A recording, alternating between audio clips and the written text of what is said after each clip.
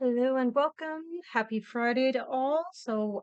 When I was going along, I got all the way up to row 63 on this particular section and realized, hey, something's not right. Um, it happens, and that kind of goes back to a previous video I was talking about.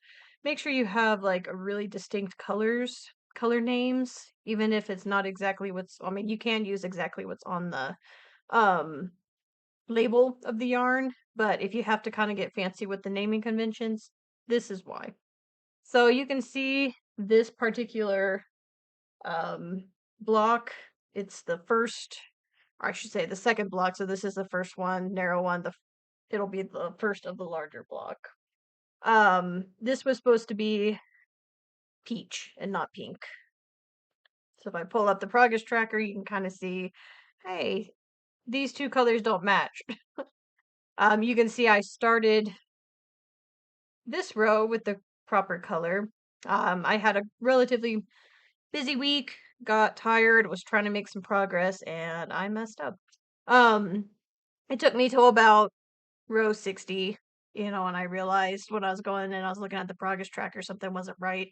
Would I go back and fix it? If this was for a client, a gift, something like that, I would definitely I would have frogged um these rows and gone back. And it would have been a pain in the butt. It really would have. But it is kind of important.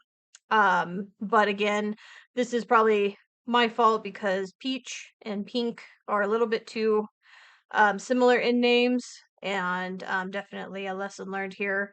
I'm gonna go ahead and keep working it. I was looking at some pictures, and it took me this long to notice, so it may not be visually as important. We'll see on the last section 5 if it's a little bit more noticeable or not. Just definitely a lesson learned.